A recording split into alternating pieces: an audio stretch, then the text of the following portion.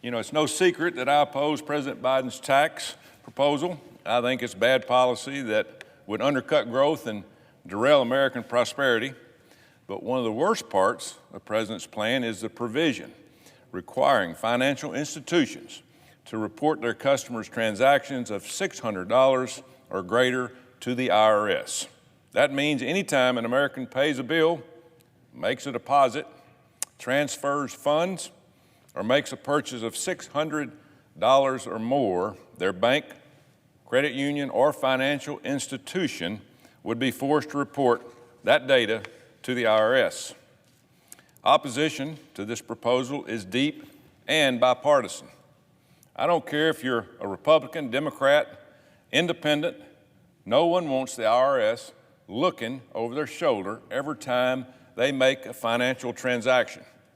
The IRS doesn't efficiently use the data it collects now.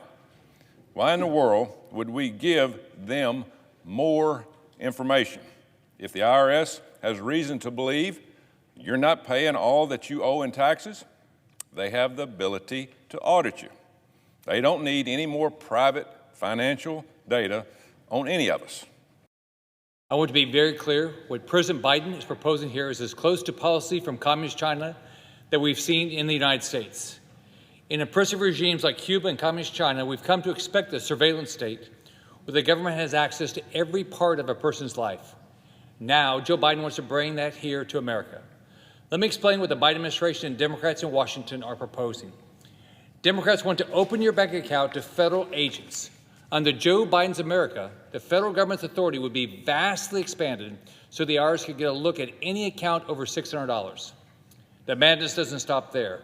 This new rule from Joe Biden would also require banks to report every transaction of $600 or more. And does anyone honestly think the federal government will keep your private information safe? Want to buy a bed? Here comes the federal government. Let's say you want to buy a new shotgun. Hunting season's coming up. Again, here comes the feds. How about giving money to your favorite charity, supporting a cause or a political candidate you care about, paying for childcare, or paying for mental health counseling? Perhaps you're just selling off some old furniture and want to put your profits in a savings account. For every one of these transactions I've just described, the government is going to come take a look.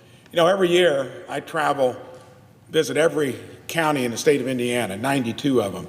And you know, I can't ever recall anyone saying that they want the IRS to poke into their business more on a day-to-day basis. In fact, they bemoan the fact that many years ago, the IRS was actually sifting through stuff to determine who was conservative or not before they might grant status to your entity.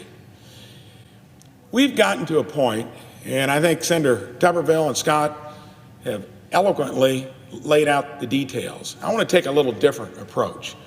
I've been here a little less than 3 years, and this kind of entrepreneurialism through government, growing the federal government, having an agency like the IRS that can't do its job well with the money that we do give to it, is just another example of trying to pile on one bad thing after another. It'd be different if we weren't doing it, borrowing 23% of the money we spend every year.